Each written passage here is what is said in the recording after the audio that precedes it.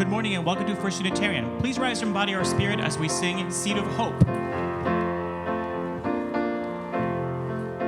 Now, this might be a new song to some of you, so I'm going to sing the first verse and have the choir join me from their chairs, and we'll learn it together, then we'll get going. So this is the beginning. There's a seed of hope in my soul, a little seed of hope in my soul. Gonna tend it every day so that it grows strong. Oh, this I pray. Then a seed of hope soon will bloom in my soul. Let's all try it. And there's a seed of hope in my soul, a little seed of hope in my soul. Gonna tend it every day so that it grows strong. Oh, this I pray. Then a seed of hope soon will bloom in my soul. Let's try verse 1 one more time. The seed of hope in my soul, a little seed of hope in my soul. Gonna tend it every day so that it grows strong. Oh, this I pray. Then a seed of hope soon will bloom in my soul. We're gonna trade out hope for joy and go. There's a seed of joy in my soul, a little seed of joy in my soul. Gonna tend it every day so that it grows strong. Oh, this I pray. Then a seed of joy soon will bloom in my soul. There's a seed of peace. There's a seed of peace in my soul, a little seed of peace in my soul. Gonna tend it every day so that it grows strong. Oh, this I pray. Then that seed of peace soon will bloom in my soul. Seed of love. There's a seed of love in my soul, a little seed of love in my soul. Gonna tend it every day so that it grows strong. Oh, this I pray. Then a seed of love soon will bloom in my soul. Can we go back to verse 1? Ready and go. There's a seed of love in my soul, a little seed of hope in my soul. Gonna tend it every day so that it grows strong. Oh, this I pray. Then a seed of hope soon will bloom in my soul. Nice job, thank you. Good morning. Okay, welcome to First Unitarian Church of Rochester. It is so good to be with all of you today. Here it is our mission that through spiritual connection in community, we listen deeply to others and ourselves, we open to wonder and transformation, and we serve together with love and humility.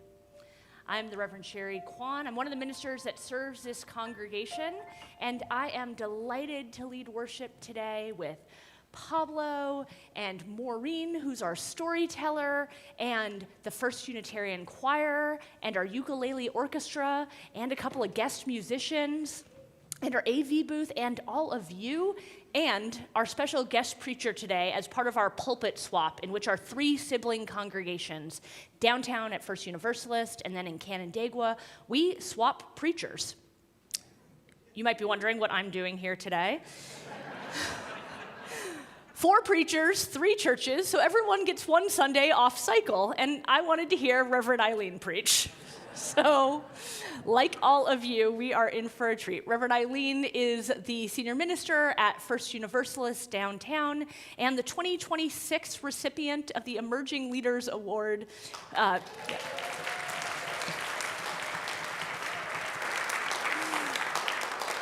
From Colgate Rochester Crozier Divinity School. Yes. We are so delighted to be here.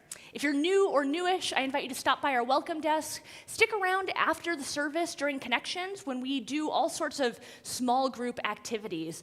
And for new or newish members, it is a great Sunday to take a building tour with Bill Fugate. Or if you've been coming here for 30 years and still can't find the bathrooms, Bill's your man. If you came here today because you are worried about yourself or someone else or the world, welcome. Aren't we all? But if something's especially heavy on your heart, I invite you to connect with our pastoral care team. You can connect with them online or by email, or Jane is here waving in the sanctuary and is ready to connect with anyone today. Thank you all for being here, for being a community that supports one another, that reaches out to one another in sorrow and in joy. I invite you to settle into your seat. Take a couple of comfortable breaths with me.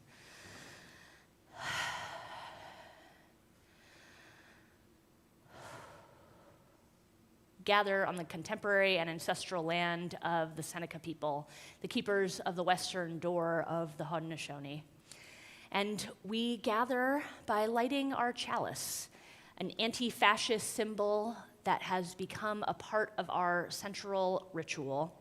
And I'm going to invite Whitney and Madrigal forward to light our chalice. They're both members of our ukulele orchestra, and Madrigal is in Coming of Age. And I'm going to invite all of you to join me in our unison words. Life is a gift for which we are grateful. We gather in community to celebrate the glories and the mysteries of this great gift. I invite you to rise in body or in spirit as we sing our next hymn.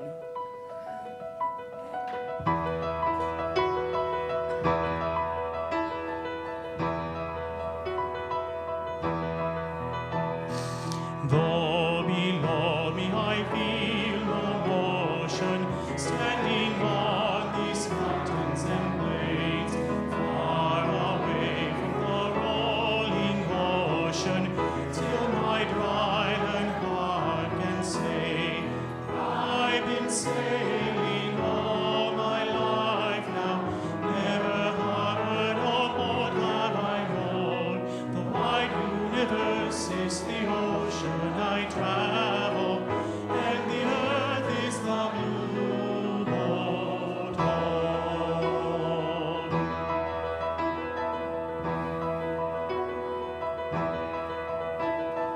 Sun and sails and moon and water, as I ply the starry sea, leaning over the edge I wander, casting questions into the deep, drifting here with my ship's companions, all the kindred pilgrim souls, making our way by the lights of the heavens and the beautiful blue boat home.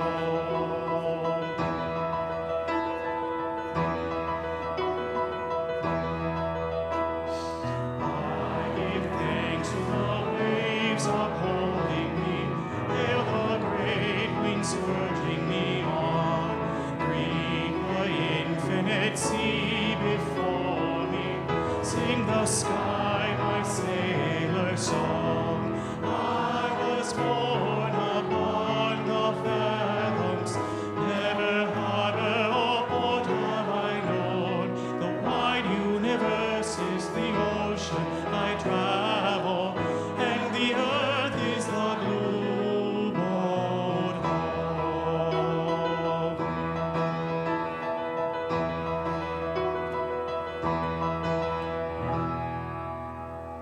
Thank you.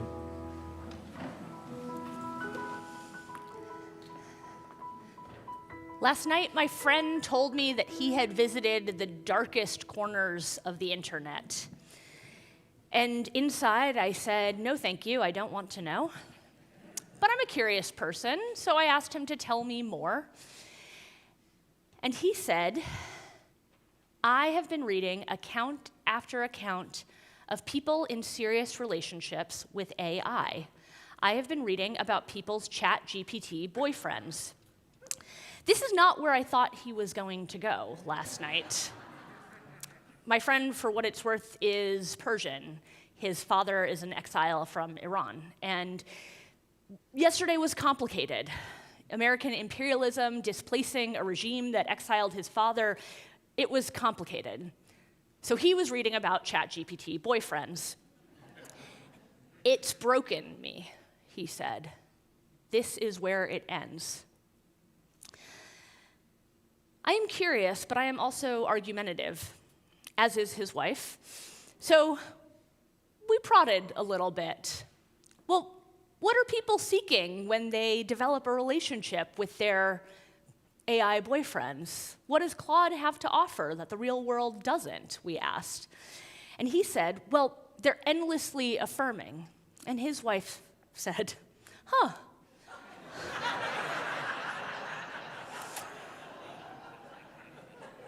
I wonder why heterosexual women would be seeking that. And I said, not realizing how close to the edge he really was, my fear is that you're not going to support your daughter when she brings home her AI partner. At this point, tears formed in his eyes, and we realized we had taken it way too far. And I think this is why we come to church. Not to be jerks to one another, but because we have the ability to push back, to learn in relationship, to know that human relationship involves friction, that coming to church means being in the company of people you wouldn't necessarily always choose to be your friends, and that it matters, that we can grow, that we can course correct, and that we can be together in body as well as in spirit and mind.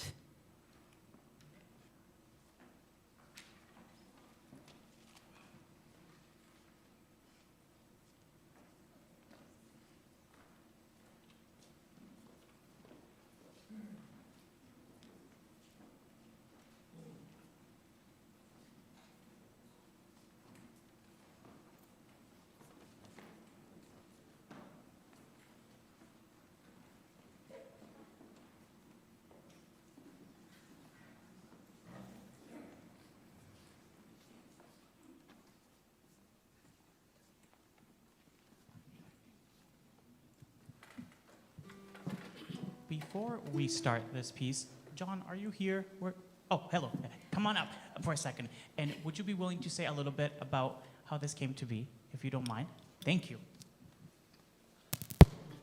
This is why we come to church, to be put on the spot without any chance to prepare.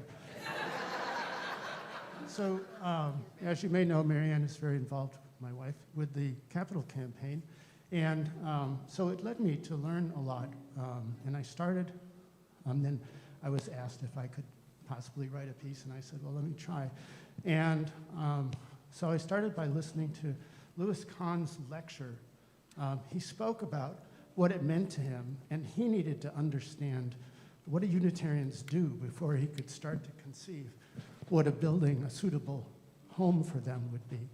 And he kind of left with the bottom line that they like to question everything.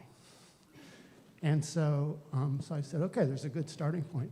And then the committee had picked a reading from the back of the hymnal that, which they said, here, use this for the text. And I didn't think it was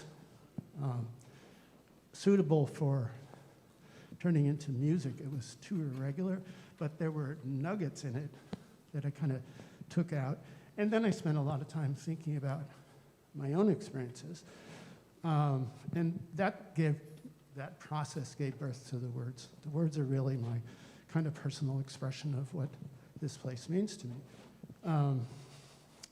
And the music, you're probably getting more than you asked for. The music, so I recently visited my nephew, who is a professional composer, a graduate of Yale, and I told him that I really wanted to get back into composing, and he said, you need to get up every morning and just do something. Just do something. And so I started with chord tonalities that evoke wonder. They're not settled. They're all kind of open and floaty. I didn't want this to sound pretty. I wanted it to sound evocative. And so we go through 3 cycles, basically, of the tune, each with a different. Anyway, that's how it came to be.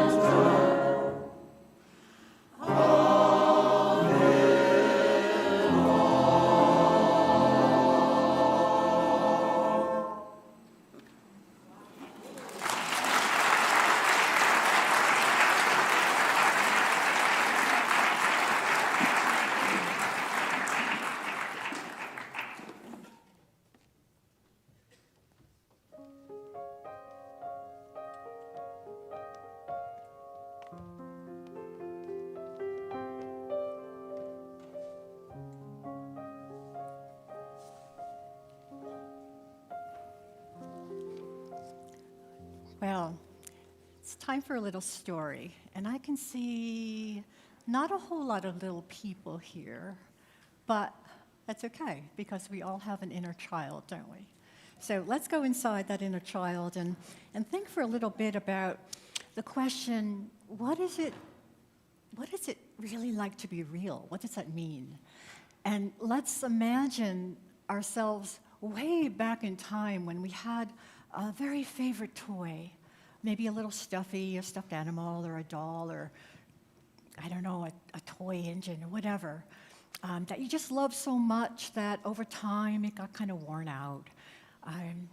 So the story I'm going to tell you has to do with that kind of toy, so loved. And the story is called The Velveteen Rabbit by Marjorie Williams. So it goes like this.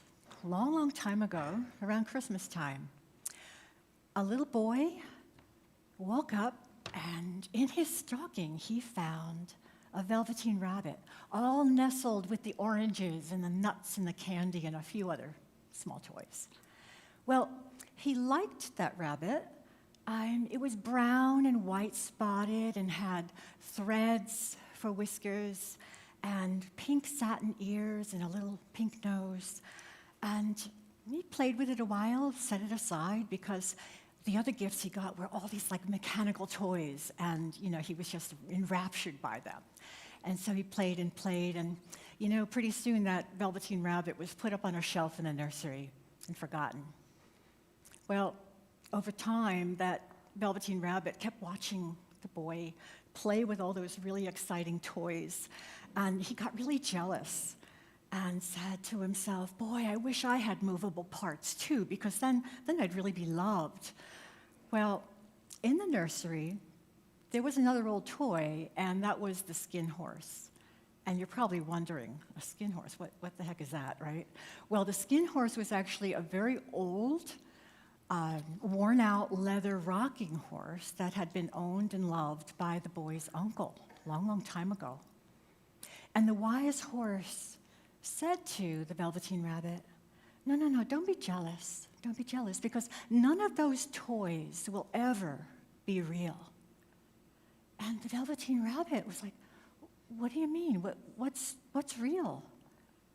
And the horse said, well, real is when you're loved so completely and so much over a long period of time that you become kind of worn out, your fur might get rubbed off, but that's when you become real. It's when you're loved that deeply. Huh, said the velveteen rabbit. I wish that happens to me someday. Well, that night, the little boy needed something to sleep with, as, most of us hope for. And he looked around, and none of the toys seemed just right. And just then, Nana walked in, and she was the caregiver of the family. And she looked around, and she spotted the velveteen rabbit and grabbed it and goes, here, this'll do. There's your buddy for the night. Well, the little boy said, oh, the velveteen rabbit, I haven't seen that in a while, or didn't pay attention to him, and cuddled with him and slept with him that night and for all the other nights afterwards. Well, that velveteen rabbit became that boy's very best toy. And they had great adventures together. They went outside, and, the velveteen rabbit got pushed in a wheelbarrow, and the boy would make little burrows into the garden, for him to, hide in, just like a real rabbit. And they had just a wonderful, wonderful time. Well, there was a time, though, that the little boy got really sick, and he had scarlet fever. And he was in bed, and he got so hot, he was so burning up, and the rabbit was like, whoa, really hot child. But he stayed with him, and he comforted him through all those nights and days of being ill. Well, the boy recovered. Now remember, back then there were no antibiotics, right? So it was a long illness.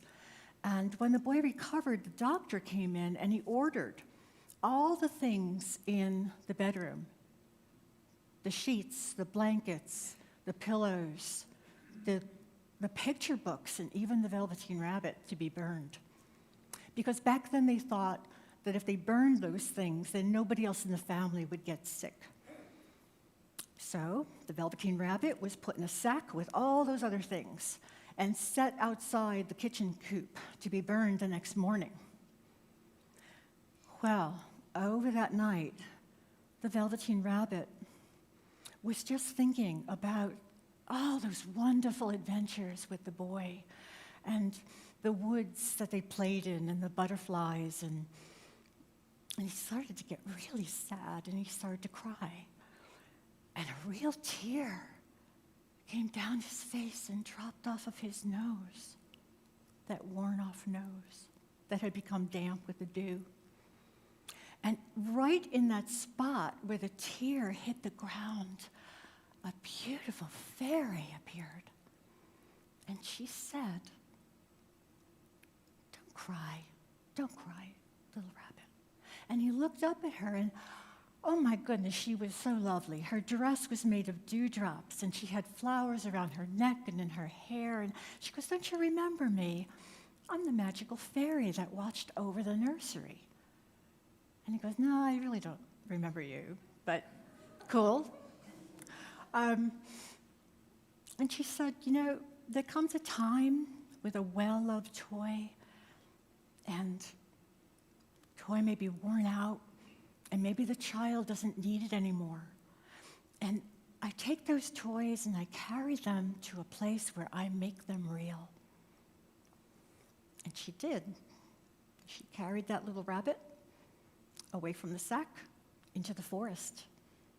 And she set the Velveteen Rabbit down, and she kissed him. And he thought that was great.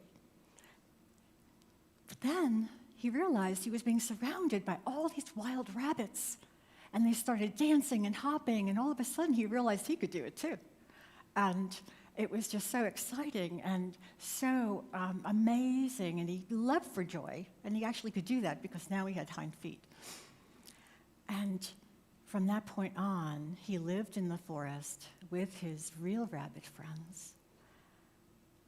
But about a year later, the boy was playing outdoors behind the house, and a rabbit hopped up really close to him, looked at him, and the boy was like, that rabbit really looks familiar. It kind of reminds me of that old Velveteen Rabbit I used to have.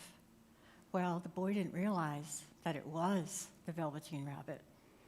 Come to check out what the boy was doing and to remember that the boy had first made him real.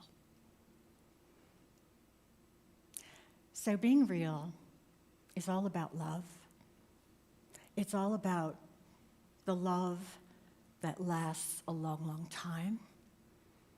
And it's not like those mechanical toys that are just replaced and replaced and replaced because they get broken. Love endures. And so may this story unfold in your hearts until we're together again.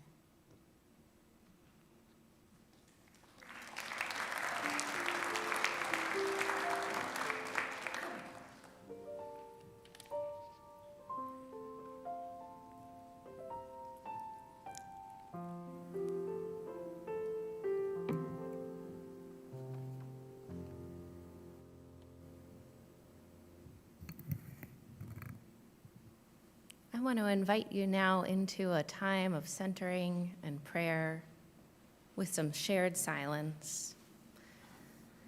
So let's start by breathing. Take a big breath in. I know your body is holding so much. And let's breathe out. Perhaps your shoulders fall away from your ears. Perhaps your eyes fall closed. You feel the floor beneath you, the chair you sit on. You know that you are held by this good earth, by this good church. Breathe in. There is room enough here. There is strength enough here. Breathe out. To hold it all our joys and sorrows, hope and rage, worries and wonder, our wounds and our delight. Let's breathe in whatever we are holding and breathe out. We do not hold alone. Let us let the silence hold it with us for a moment.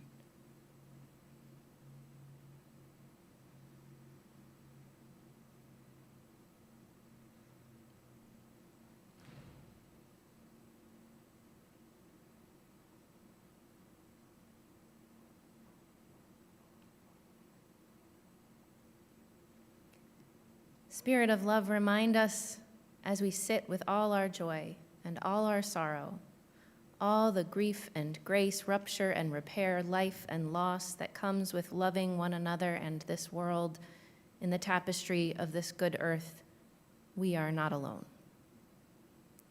Amen. Blessed be.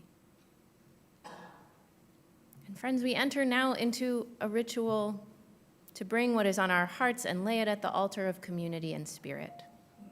Honoring the complexities of life, bring to mind whatever grief, growth, or gratitude is alive within you. Online, you are invited to share in the chat, and here in the sanctuary, you are invited forward to light a candle. There is a basket of electric candles in the back if you prefer to use those. If you would like an usher to bring you a candle, please raise your hand, and one will do so. May we share now in this ritual of community care and witness to one another's hearts.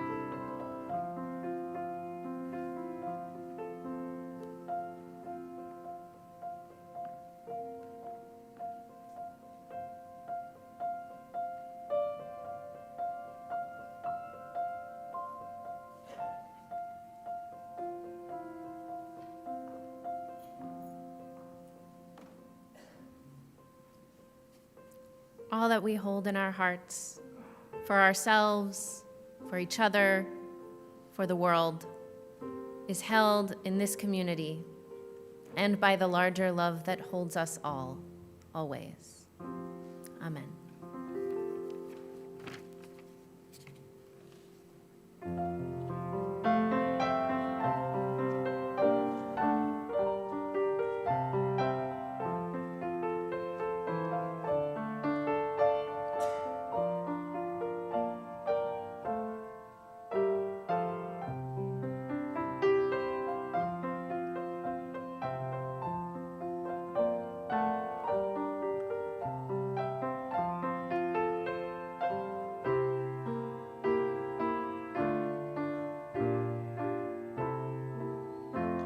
Today's musical meditation is Spirit of Truth, of Life, of Power.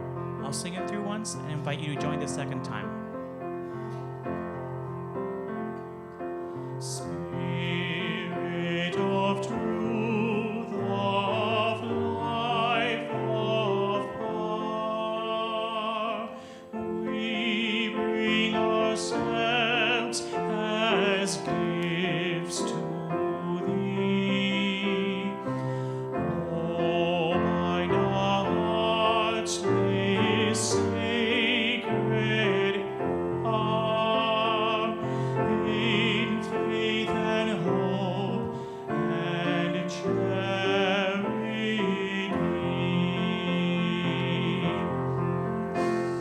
Spirit of truth, of life, of power, we bring ourselves as gifts to thee.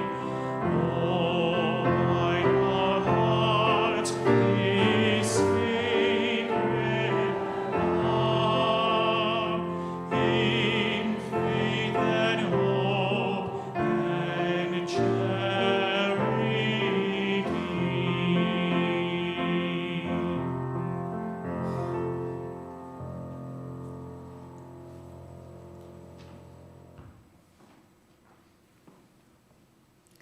I'd like to invite forward Nancy Brush to offer today's Capital Campaign testimonial.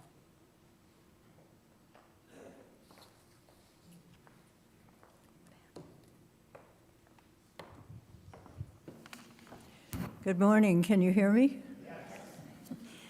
I have been a Unitarian Universalist since I was first introduced to Universalism at St. Lawrence University. There was a Unitarian Universalist theological school on campus, and I was required to take a comparative religion course. That opened my eyes to liberal religion. So when I moved to Rochester in 1954, I joined the downtown Universalist Church. Over the years, I belonged to several UU congregations in different cities, but I found my true church home in this gorgeous building when I married my husband, John Parker, in 1994. John was a dedicated member of First UU for more than 50 years. He was an original Bi-Friar, and many of you know what Bi-Fry is, and he was past president of this congregation. I can't claim all of those qualifications, but I have been an active and devoted member for at least 30 wonderful years. As I have aged, my faith has wavered at times and finally evolved into a relatively simplistic view.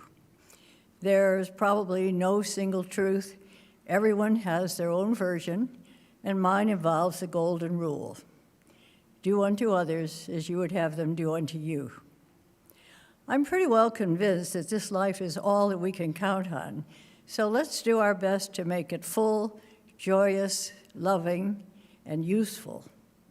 First Unitarian helps me to do all of that with our caring congregation and dedicated staff.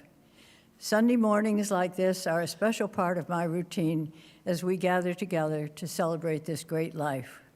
Old friends and new acquaintances love and support me, and I am extremely proud of the work our church does, both locally and beyond the community. Sharing our Sunday offering with another deserving organization is a fine example. I know of no other church which does this. And just take a moment and look around you. What a diverse group of people. We are indeed a most welcoming congregation, and each Sunday I see new faces. First Unitarian support and concern for the entire Rochester community has always been a special source of pride for me, and lately I've joined several demonstrations and protests against ICE and Trump's policies led by members of this congregation. Thank you all for giving me the opportunity to join in these essential acts of patriotism. As an older single woman, I would not attempt this alone, but together with you, I feel useful again. Indeed, we can make a difference. So finally, today, I'm delighted to be able to support this most essential capital campaign. Our building is a beautiful example of the renowned architect Louis Kahn, and students and visitors come frequently to study and admire it. It is truly worth supporting and maintaining as a landmark here in Rochester. But it is so much more than a building. There is a most impressive history contained within these walls, and it is those past generations and all of you today who make it such a very special place. I urge you to join me as a friend or member of First Unitarian with a pledge of any amount, just whatever makes you feel good. A pledge that will help maintain this amazing building and will continue this essential good work of this beloved community. May it be so.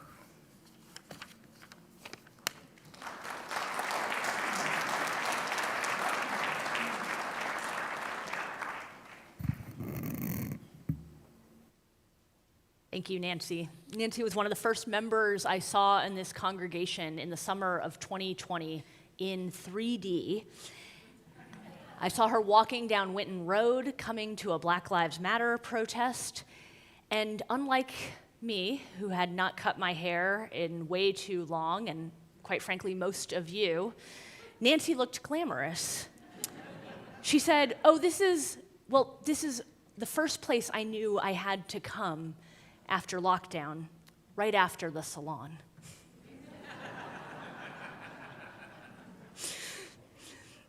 As Nancy mentioned, this congregation gives 50 cents of every dollar we collect on Sunday mornings to a partner organization doing the work and witness of our mission in the greater world. And members and friends give generously through reoccurring giving. And on Sundays, we take up this shared collection as a spiritual practice. Everything that we do is made possible by the time, talent, and treasure that we do together. So today we share our offering with DRUM, Diverse and Revolutionary Unitarian Universalist Multicultural Ministries. This is the oldest and largest organization for Black, Indigenous, and other people of color Unitarian Universalists. And our offering today goes towards our sponsorship of their annual public worship that's coming up this spring, featuring the music ministry of Reverend Vertus LeVar Robinson. So I invite you to give generously. Our offering will now be humbly given and received.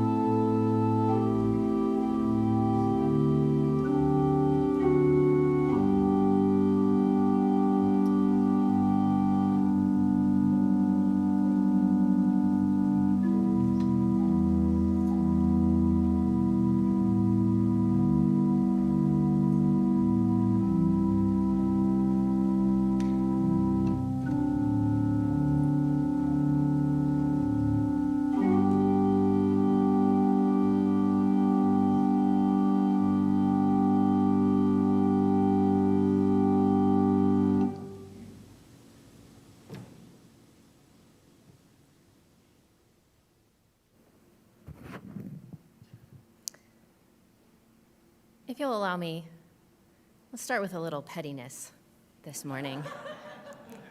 Some of you look too eager. Normally, I'm annoyed by sermons that tell you the process of how it became a sermon, right? By preaching that tells you how we arrived at the sermon we're getting. Because I feel like, just preach the sermon we're getting. I don't need to know how we got here. But today, it's different for me, right? On a topic that involves a tool that, through processes unseen, spits out content at us. Maybe a little glance at the process feels important, and a message about becoming. So I hope you will indulge me, but I welcome you to feel petty annoyance if that seems better to you. It is a very real and human way to be. So on Monday morning, I started to write this sermon on artificial intelligence and realness, the title and description of which I set for myself 6 weeks ago. I sat down at my laptop, 8 a.m., fingers hovering over the keys, and I thought to myself, what is AI anyway? And by midday on Monday, I had no fewer than 57 tabs in 3 different windows open on my computer. I went, pun very much intended, down rabbit hole after rabbit hole. Technical descriptions on speculations on ethics, data on resource consumption and cognitive impacts and community impacts and educational impacts, somewhat verifiable stories about an AI bot being ordained as a Buddhist monk and people falling in love with their chatbots, and AI fake news and fake news about AI fake news, and the ever-present Google Gemini AI sparkling in the corner of my Chrome browser window offering its assistance. So I went around and around like a wind-up toy in the Velveteen Rabbit until I finally had a meeting to get to. So I closed my laptop tabs buzzing still and walked away to sit with someone whose mom had died after a long illness. And then I went to shift into talking through a complicated staffing issue with all the parties involved. And then I shifted to package up all the handwritten cards of encouragement that my congregants wrote for our UU siblings in Minneapolis and to get them to the post office. And on the way back to take a call from someone who was having a hard time and needed a person to listen to them. And then we're well into Tuesday by now. I went to get my church ready for 200 or so community members who care about immigration justice to gather, and then to sit with those 200-ish people and listen to Reverend Sherry invite us into radical neighboring and to sing together, "Hold on, dear ones, here comes the dawn." And it was about the 6th or 7th interfaith neighbor, it was about the time that the 6th or 7th interfaith neighbor came up to me to ask, what are these rocks? What are these bowls of water and these rocks? And my explanation of how in our congregation, and many UU congregations, but not all, we invite people to let a stone hold all our joys and sorrows, and then release it into the water as a symbol of the way that our community holds their celebrations and their pain with them. The stones, these little representatives of the earth that holds us all, that holds all the joys and sorrows that have ever been. And it was about that time, stone in hand, that I realized that no one had asked me to be an expert in AI. So as a disclaimer, I will not be. And I see how that seems obvious. Maybe it was obvious to you all along. That my job here is not to hold expertise about technology, and thank God, because we all knew that wasn't going to be possible no matter how many browser windows got opened.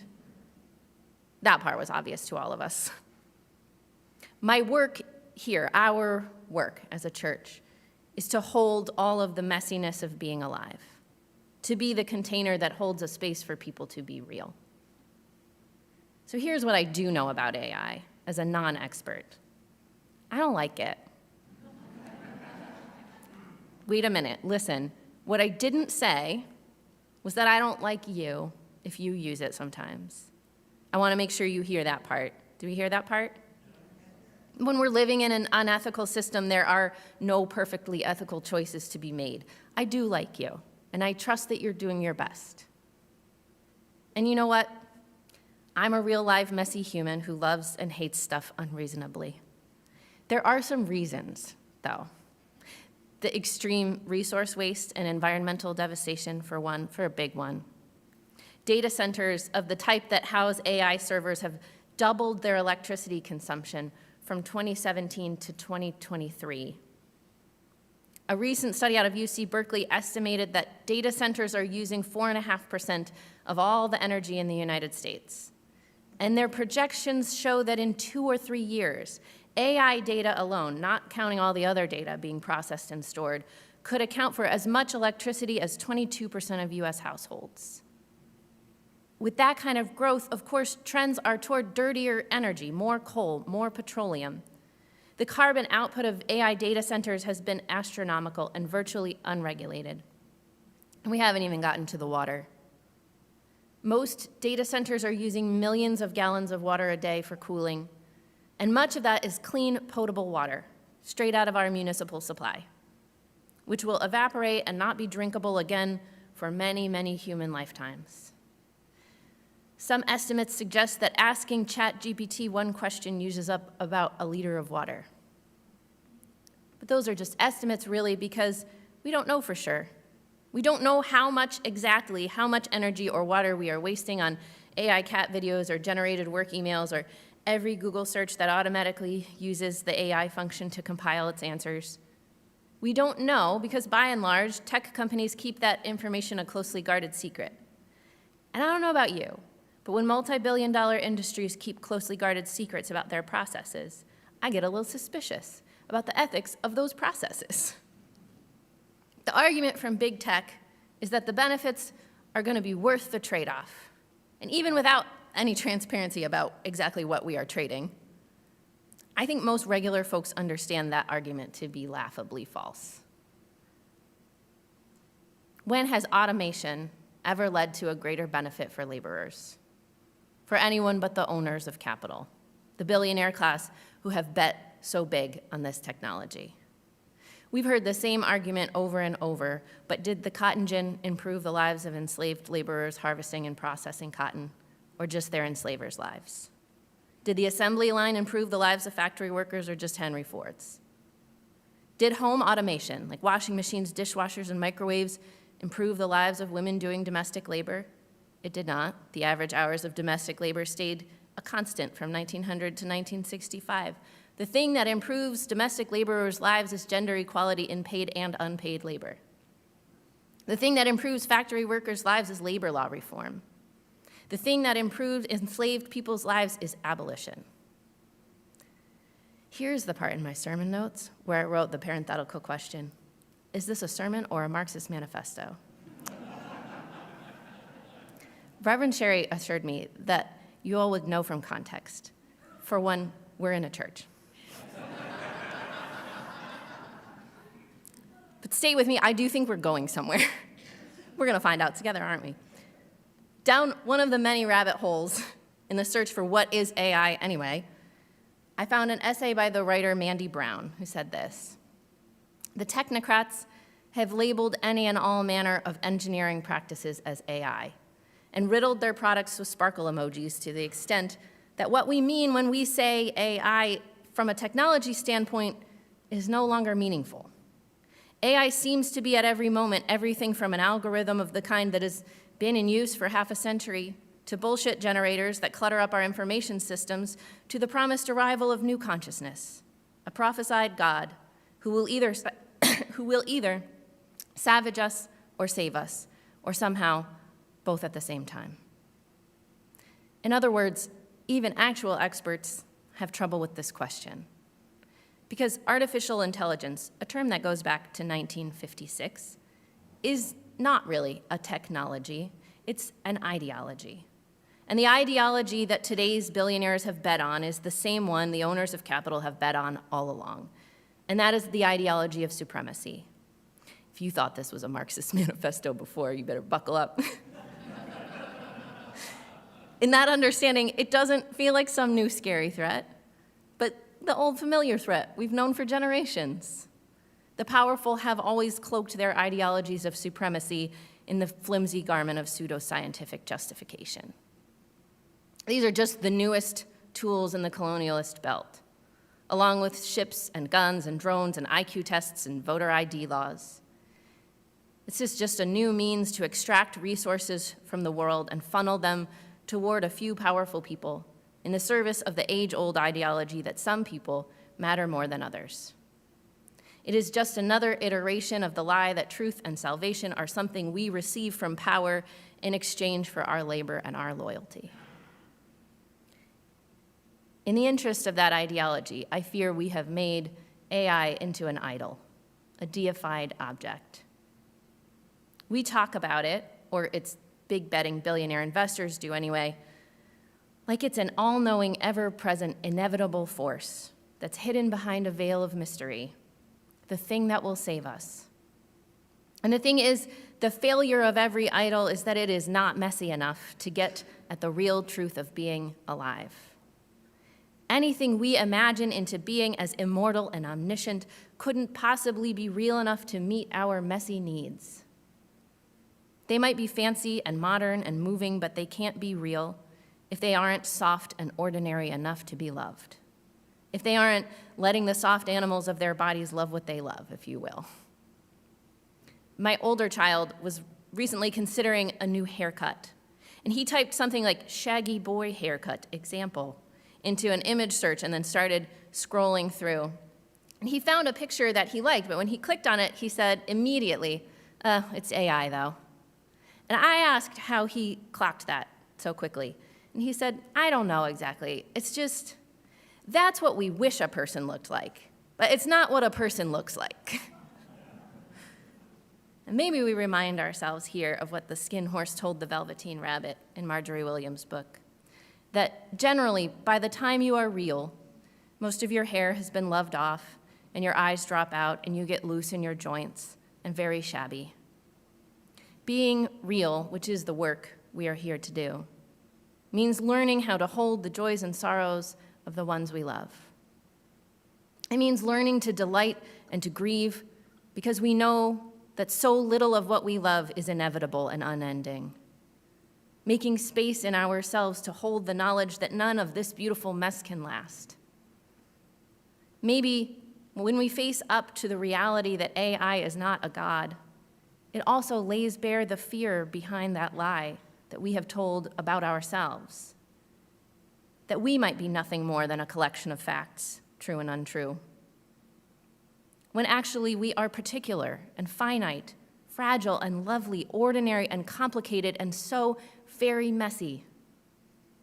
AI could very well replace our paid labor with automation, but the work we are here to do is not to be a machine. Our work is to belong to one another. And only someone real can do that. Only someone real can square up to the truth of our mortality, the joy and the sorrow in loving what doesn't last, which is all of this. So may it be so, and amen.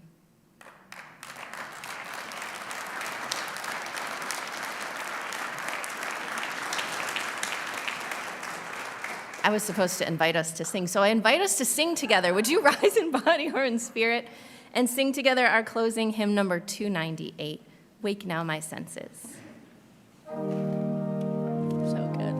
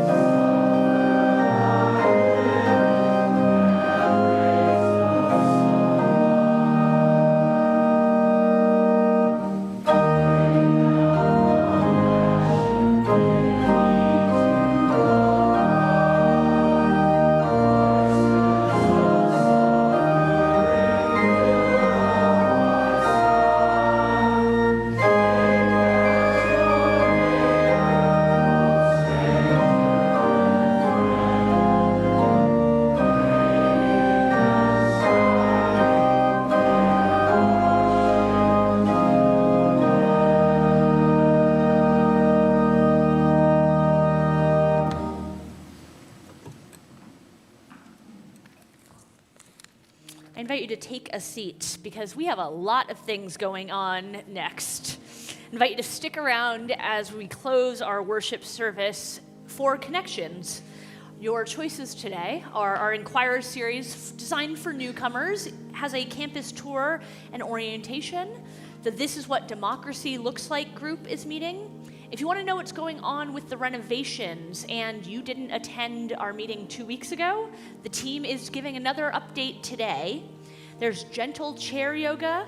New religious education families are invited to a breakfast in the Susan B. Anthony Lounge. Bell Choir is meeting. Our Pride group is meeting. There's both crafts, fiber arts in particular, and board games happening in the same space. And if you want to know more about General Assembly, our annual gathering of Unitarian Universalists nationally, there's someone at the lobby table to talk with you about that. Whew, it's an awful lot. You to join me in our words as we extinguish our chalice. We extinguish this flame, but not the light of truth, the warmth of community, or the fire of commitment. These we carry in our hearts until we are together again. Let us not forget our real work, to hold one another in this beautiful mess.